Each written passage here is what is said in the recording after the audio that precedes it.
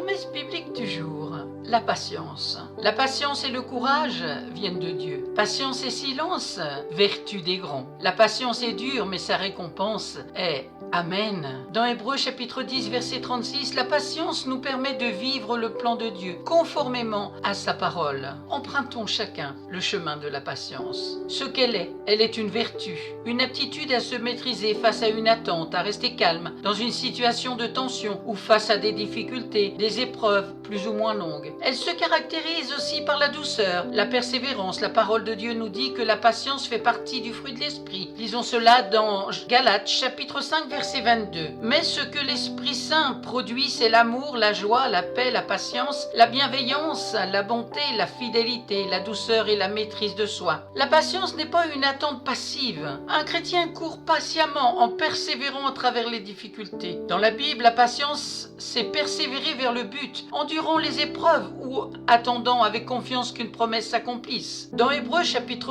11, verset 1, il est écrit « Nous donc aussi, puisque nous sommes environnés d'une si grande nuée de témoins, rejetons tout fardeau et le péché qui nous enveloppe si facilement et courons avec persévérance dans la carrière qui nous est ouverte. » Trois hommes patients dans la Bible. Le premier, Abraham, appelé l'ami de Dieu. Il a espéré contre toute espérance. Romains chapitre 4, verset 18. Espérant contre toute espérance, il crut et devint le père d'un grand nombre de nations, selon ce qui lui avait été dit. Telle sera ta postérité. Il a persévéré, patienté et a obtenu ce que Dieu lui avait promis. Lorsque Dieu fit la promesse à Abraham, ne pouvant jurer par un plus grand que lui, il jura par lui-même et dit « Certainement, je te bénirai et je multiplierai ta postérité. » Et c'est ainsi qu'Abraham, ayant persévéré, obtint l'effet de la promesse. Vous pouvez relire cela dans Hébreux chapitre 6, versets 13 à 15. Il y a aussi Job, cet homme juste qui perdit ses biens, sa famille, qui fut frappé d'un ulcère malin, n'attribua rien d'injuste à Dieu. À la fin de ses épreuves, il réalisa que Dieu peut tout. Dieu le rétablit et lui accorda le double de ce qu'il avait possédé. Lisez l'histoire de Job, elle est très instructive pour la patience et la persévérance. Il y a aussi Moïse.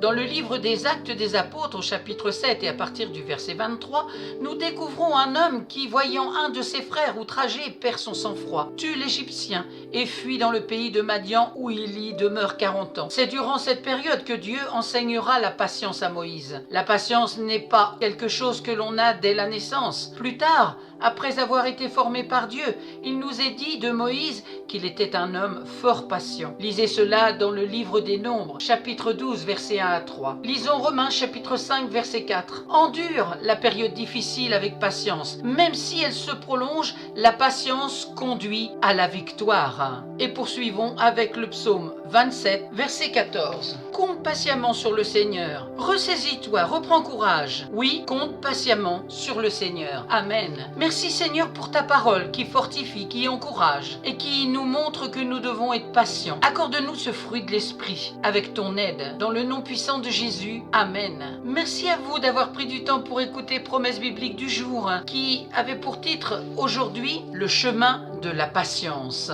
Amen. Et je vous rappelle le verset clé du jour, Hébreux 10, verset 36. La patience nous permet de vivre le plan de Dieu conformément à sa parole. Je vous donne rendez-vous à très bientôt.